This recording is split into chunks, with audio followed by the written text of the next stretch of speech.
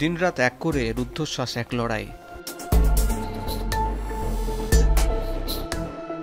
কিন্তু মর্যাদাপূর্ণ পদে কে নিয়োগ পাবে তা অনেক ক্ষেত্রে ঠিক হতো রাজনৈতিক বিবেচনায়। কারণ সাংবিধানিক প্রতিষ্ঠান সরকারি কর্মকমিশনেও নিয়োগ হয় রাজনৈতিকভাবেই।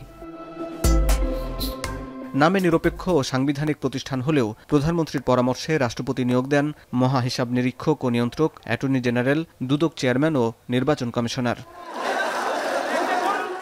জুলাইয়ে ছাত্র জনতার রক্তাক্ত প্রতিরোধে আওয়ামী লীগ সরকার পতনের পর সংবিধানের কিছু কালাকানুন সংস্কার করে প্রস্তুত হয়েছে জুলাই সনদ, যেখানে সিসি নিয়োগে 5 সদস্যের কমিটি হবে। বাছাই কমিটির সদস্য হিসাবে থাকবে সরকারি দল, বিরোধী দল এবং বিচার বিভাগের একজন প্রতিনিধি। একইভাবে সাংবিধানিক প্রতিষ্ঠানগুলোতে নিয়োগ হবে সংসদে প্রতিনিধিত্বকারী দলগুলোর সমন্বয়ে। তবে ইসি ছাড়া বাকি 4 প্রতিষ্ঠানের নিয়োগ কমিটি গঠন নিয়ে নোট অব ডিসেন্ট দিয়েছে বিএনপি, 12 দলীয় জোটসহ কয়েকটি দল। তাদের দাবি, এতে নির্বাহী বিভাগের ক্ষমতা কমে যাবে। জুলাই সনদ অনুযায়ী উচ্চকক্ষের সদস্যরা নিম্নকক্ষের বিল পর্যালোচনা করবেন, তবে 2 মাসের বেশি বিল আটকে রাখার এখতিয়ার নাই তাদের। বিগত নির্বাচনে কোনো দলই 50% বেশি ভোট পায়নি, তবে প্রচলিত নির্বাচনে সংখ্যাগরিষ্ঠ আসন পেয়ে সরকার গঠন করেছে। এতে সংখ্যাগরিষ্ঠ মানুষের ভোটের প্রতিফলন হয় না। মোট ভোটের অনুপাতে উচ্চকক্ষ গঠন হলে সকল দলের প্রতিনিধিত্ব থাকবে। বিএনপি 31 দফায় 2 কক্ষ বিশিষ্ট সংসদের কথা বললেও তাদের দাবি, উচ্চকক্ষ গঠন হবে নিম্নকক্ষের আসনের অনুপাতে। এতে সরকারি দলই উচ্চকক্ষে সংখ্যাগরিষ্ঠ হবে। ঐকমত্য কমিশনে সবচেয়ে বেশি আলোচনা হয়েছে পিআর পদ্ধতিতে উচ্চকক্ষ গঠন নিয়ে। বিএনপির অবস্থান পরিবর্তন না হওয়ায় জামাত, ইসলামী আন্দোলন সহ 8টি রাজনৈতিক দল নিম্নকক্ষে পিআরের দাবিতে রাজপথে। এ অবস্থায় অন্তর্বর্তী সরকার দলগুলোকে 1 সপ্তাহ সময় বেঁধে দিয়েছে। সময় গড়িয়েছে 6ষ্ঠ দিনে, কিন্তু কোনো ঐকমত্য হয়নি। শুধুমাত্র সিটি ব্যাংকে অ্যাকাউন্ট থাকলেই করতে পারবেন গুগল পে। তাই অ্যাকাউন্ট খুলুন আজই।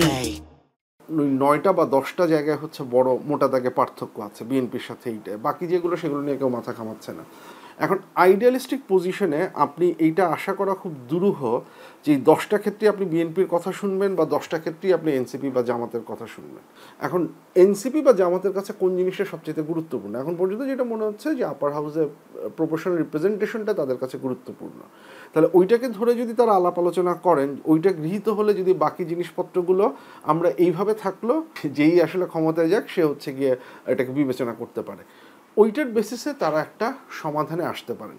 এটা 5-5 হতে পারে, 4-6 হতে পারে, 1-9 হতে পারে। 84টি সংস্কার প্রস্তাবের মধ্যে প্রায় 60টি বিষয়ে কোনো না কোনো দল ভিন্ন মত জানিয়েছে। প্রস্তাবের পুরো প্যাকেজ কিংবা সংক্ষিপ্ত প্যাকেজ গণভোটে দেওয়ার সিদ্ধান্ত নিতে হবে অন্তর্বর্তী সরকারকেই।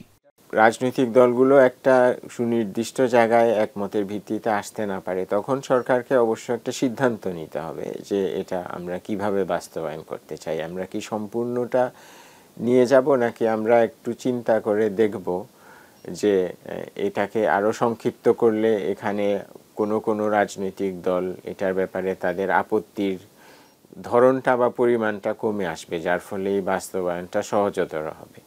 তো সেটা সরকার বিবেচনা করতে পারেন। আবার সরকার পুরো প্যাকেজ সেটা নিয়েও অগ্রসর হতে পারেন, কারণ শেষ পর্যন্ত তো এটা নির্বাচিত প্রতিনিধিদের কাছেই যাবে।